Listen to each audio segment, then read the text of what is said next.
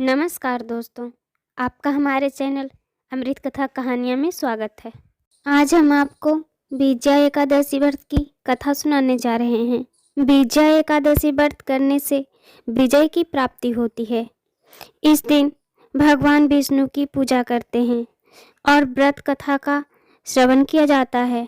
इस व्रत कथा के श्रवण करने या पढ़ने से सभी पाप नष्ट हो जाते हैं।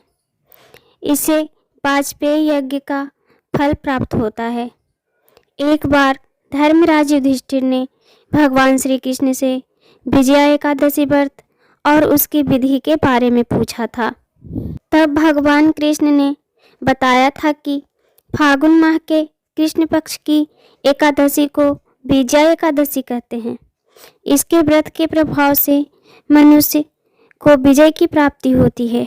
एक समय देवर्षि नारद जी ने जगत पिता ब्रह्मा जी से कहा, महाराज आप मुझसे फागुन मास के कृष्ण पक्ष की एकादशी विधान कहिए। ब्रह्मा जी कहने लगे, हे नारद, विजया एकादशी का व्रत पुराने तथा नए पापों को नाश करने वाला है। इस विजया एकादशी की विधि मैंने आज तक किसी से भी नहीं कही। यह समस्त मनुष्यों को विजय प्रदान करती है।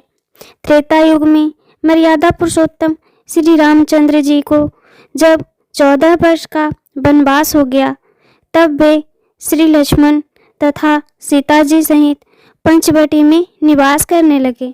वहां पर दुष्ट रावण ने जब सीता माता का हरण किया, तब इस समाचार से श्री रामचंद्र जी तथा लक्ष्मण अत्यंत व्याकुल हुए और सीता जी की खोज में चल दिए। घूमते घूमते जब वे मरणासन जटायु के पास पहुँचे, तो जटायु उन्हें सीता जी का वृतांत सुनाकर स्वर्गलोक चला गया।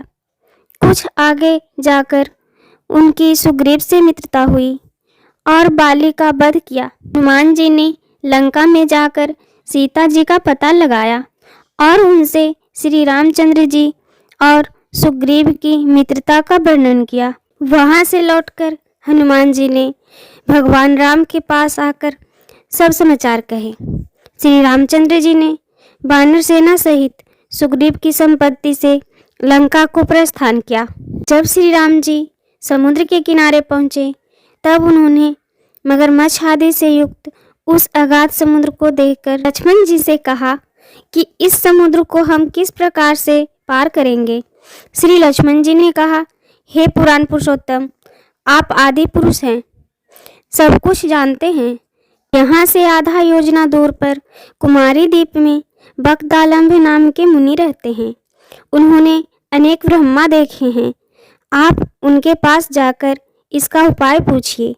लक्ष्मण जी के इस प्रकार के वचन सुनकर श्री रामचंद्र जी बकदालंभ ऋषि के पास गए और उनको प्रणाम करके बैठ गए। मुनि ने भी उनको मनुष्य रूप धारण किए हुए पुराण पुरुषोत्तम समझकर उनसे पूछा कि हे राम, आपका आना कैसे हुआ।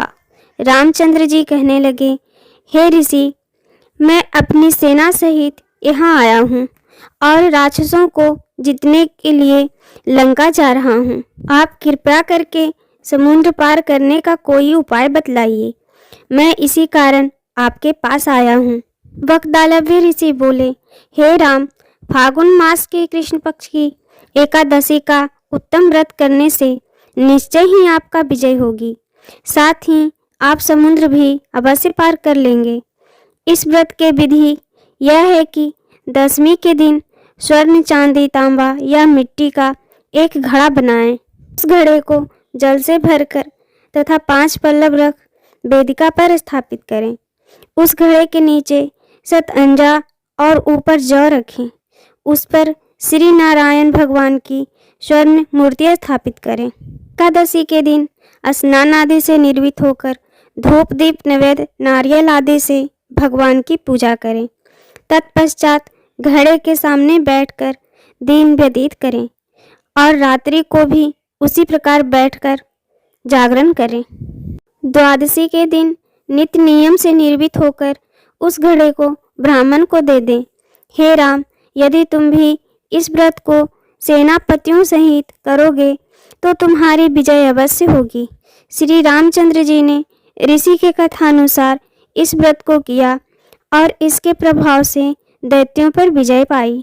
अतः हे राजन, जो कोई मनुष्य विधि पूर्वक इस व्रत को करेगा, दोनों लोकों में उसकी अवश्य विजय होगी। श्री ब्रह्मा जी ने नारद जी से कहा था कि हे पुत्र, जो कोई इस व्रत के महात्म्य को पढ़ता या सुनता है, उसको वाजपेयी यज्ञ का फल मिलता है।